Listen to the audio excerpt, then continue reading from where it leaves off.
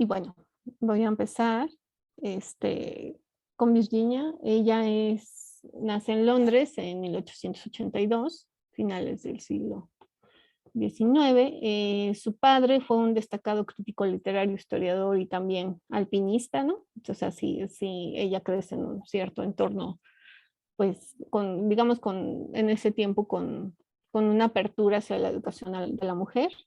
Y incluso su madre, ¿no? Era familia de importantes editores. Creció en un ambiente frecuentado por artistas, literatos, políticos. Ella fue docente en el Morley College. Ya ven que cuando hablábamos de esta primera hora del feminismo, mencionábamos que son estas universidades para mujeres que empiezan a darse. En 1912 se casa con Leonard Wool, de quien toma su apellido, y fundan una editorial que fue el Hogarth Press. Eh, Después de la Segunda Guerra Mundial, bueno, más bien durante la Segunda Guerra Mundial, le toca presenciar un bombardeo en 1940. Este hecho es importante porque ya a raíz de entonces cae como en una depresión, ¿no? De la cual ya no puede salir. Había tenido episodios previamente, hasta que el 28 de marzo de 1941 ella se suicida en el río Ouse, llena su abrigo de piedras y se arroja al río, ¿no? Entonces deja unas cartas que también están publicadas y pues así es como ella termina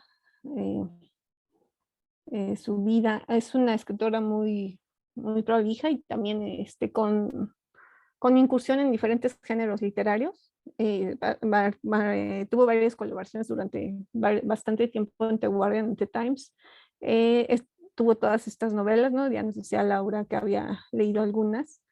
Yo la verdad no he leído novela de ella. Los ensayos es el lector común de 1925 y una habitación propia. También escribió cuentos, dramaturgia, ¿no? Incursión en el relato autobiográfico y pues incluso se han publicado sus relatos de viajes y cartas. ¿De qué va una habitación propia, un cuarto propio? Ella deja clara esta premisa, ¿no? Una mujer debe tener dinero y una habitación propia si quiere dedicarse a escribir. Fue publicado por primera vez el 24 de octubre de 1929 y es una compilación de varias conferencias que dio en el Newman College y el Girton College en la Universidad de Cambridge durante octubre de 1928. En ella, en el ensayo, me va a hacer explorar varias mujeres, tanto de escritoras como personajes de ficción, también suponer, o sea, no solamente analiza personajes ya hechos ficción en algunas obras, ¿no? Ya ella incluso va a inventar algunos. Y pues es un manuscrito para las conferencias que se titularon así, Mujeres y Ficción.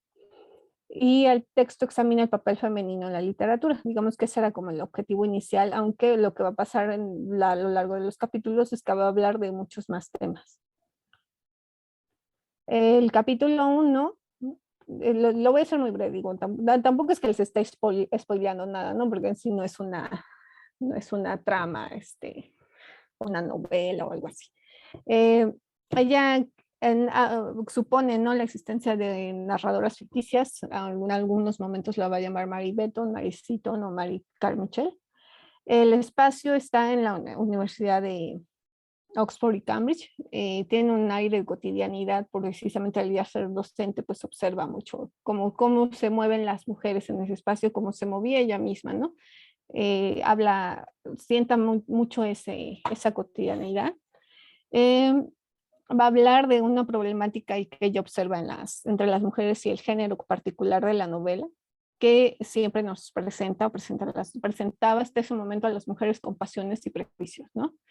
Va a dejar clara su postura de que la universidad es un proyecto de una clase social. Analiza, pero se llama una de estas Marys, creo que es Mary Beaton, como una persona de cierta clase social que es quien da los donativos, y gracias a esos donativos es que se crean estas universidades, ¿no? De modo que se plantea, ¿no?, la disyuntiva. Las mujeres, bueno, pueden hacer negocios o tienen que estar en su familia, ¿no? Porque pues claramente no hay como un lugar dominante en este momento para los negocios, aunque plantea esa paradoja, ¿no? Si hubiera más mujeres en los negocios y son las mujeres las que están dando el dinero para que las otras mujeres puedan estar aquí, bueno, pues habría más mujeres, ¿no? Lo hace ver como una relación consecuente si las mujeres estuvieran también en los negocios. Después lo que va a hacer es situar como un espacio, como si ella estuviera en la biblioteca del Museo Británico, y entonces plantea una escena, ¿no? En la que está sacando los libros y dice, bueno, los hombres siempre escriben sobre las mujeres, pero las mujeres no escriben sobre los hombres, ¿no? Se da cuenta que las mujeres saben que escriben de muchísimos temas, ¿no? Hay libros de botánica, de historia, de arqueología, o sea, las mujeres han escrito sobre varios temas, pero no escriben sobre los hombres, mientras que los hombres siempre se toman esta atribución de escribir sobre las mujeres. También se da como, hace notar, ¿no? Este estigma de pobreza, inferioridad que se va sobre las mujeres. Y dice, bueno, de las luchas que hasta este momento hemos ganado, porque sí lo menciona tal cual así, ¿no? Dice, pues hasta ese momento, recordando también que ella está escribiendo después de la primera ola del feminismo, dice, las mujeres hemos ganado el voto y el dinero. De estas dos, yo prefiero el dinero.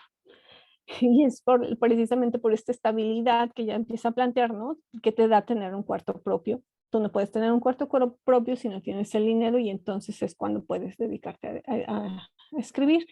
Y plantea, sin embargo, que pues lo doméstico sigue siendo el espacio habitual de las mujeres. En el capítulo 3, ella va a hacer como un vínculo entre la novela y las condiciones de vida de las mujeres que han escrito, ¿no?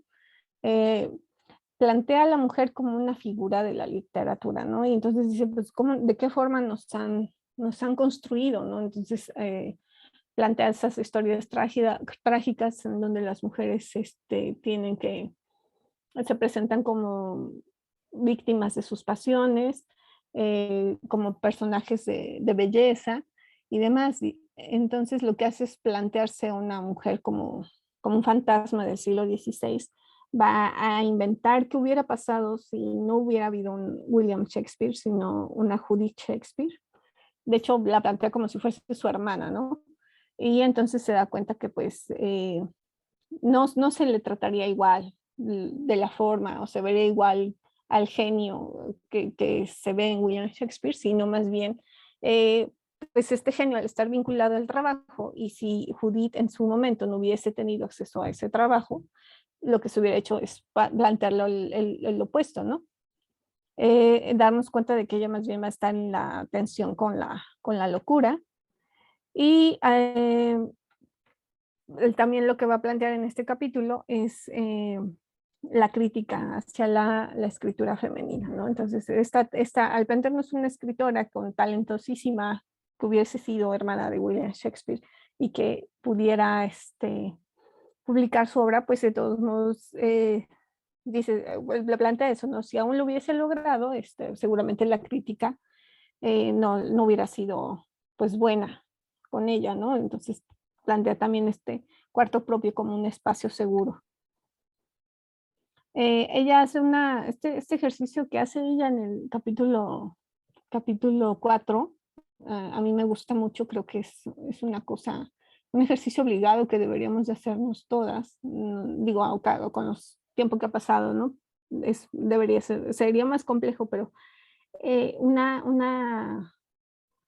bueno, sí, ¿no? Sabiendo que la historia universal, pues, no existe como tal, no hay una historia universal, pues, que puede abarcar todo, ¿no? Pero el ejercicio que ella hace es revisar las escritoras del siglo XVII y las del siglo XIX, que son las que inmediatamente, creo que aquí me equivoco, debe ser 18, las que ya están, las que tiene inmediatamente tras de ella, ¿no? Entonces, ese ejercicio creo que sí es una obligación que todas deberíamos hacer, revisar de quién estamos, sobre quién estamos caminando, ¿no? Quién nos ha adelantado el privilegio.